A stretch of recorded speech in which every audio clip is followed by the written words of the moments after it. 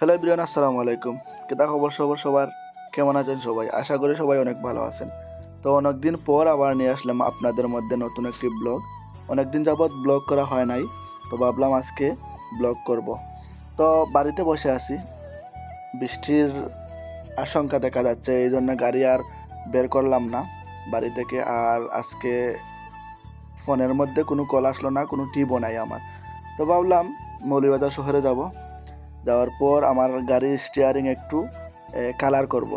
তার সাথে সাথে আবার নাইমকে বললাম, চল আমার সাথে মৌলভীবাজার শহরে যাব, একটু ঘোরাঘুরি করে আসবো, আর সাথে আমি ওই আমার গাড়ির স্টিয়ারিং একটু এই রং করব আর ঘোরাঘুরি করে আসবো, চল আমার সাথে। তো সে কিন্তু রাজি হয়ে গেল আমার সাথে যাওয়ার জন্য। তো আমরা যাওয়ার উদ্দেশ্যে রওনা দিলাম।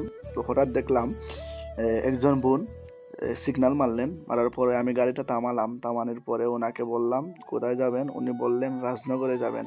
তো ওনার সাথে ছিলেন ও দুজন লোক আর উনি তিনজন। তো ওনাকে বললাম আমরা যে কোথায় যাবেন। উনি বললেন রাজনগর যাওয়ার ছিল, রাজনগর থেকে আমাদের একটি গাড়ি আসার কথা ছিল, আসে নাই, গাড়িতে নাকি গ্যাস নাই, এই জন্য আসে নাই। আপনি কি আমাদেরকে এই রাজনগরে নিয়ে যেতে পারবেন? তো আমি আর কি বলবো, রাজি হয়ে গেলাম, যেহেতু টিপটাপ নেই আর মৌলভীবাজার যাব আর রাজনগর নিয়ে দিয়ে আসবো, কাছাকাছি, তেমন দূর না, এই জন্য আর কি নাইমকে বললাম চল যাই। তো আমরা ওনাদের সাথে বাড়ার কথা মাতলাম, যেন কত টাকা দিবেন। উনি বললেন তারা সবসময় এই জায়গা থেকে 500 টাকা যায়, আর এখন ঈদ উপলক্ষে ওরা আমাকে 600 টাকাই দিবে। তো আমি আর কিছু বললাম না, যেহেতু তারা নিজ থেকেই বলেছে। তো তাদেরকে নিয়ে রওনা হলাম রাজনগরের উদ্দেশ্যে। ফাইনালি আমরা রাজনগর চলে আসলাম।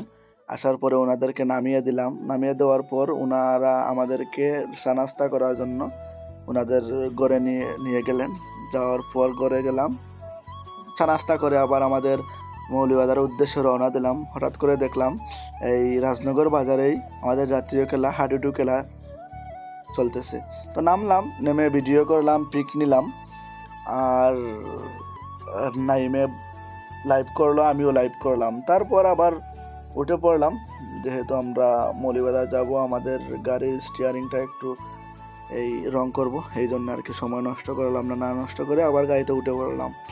উঠে পড়ার পর আসলাম, আসলে রাজনগরের যে রোডটা আছে দেখতে পারতেছেন, আসলে অনেক সুন্দর। এটা সিলেট রোড, দেখতে পারতেছেন আপনার, অনেক সুন্দর রোডও কিন্তু কাজ চলতেছে।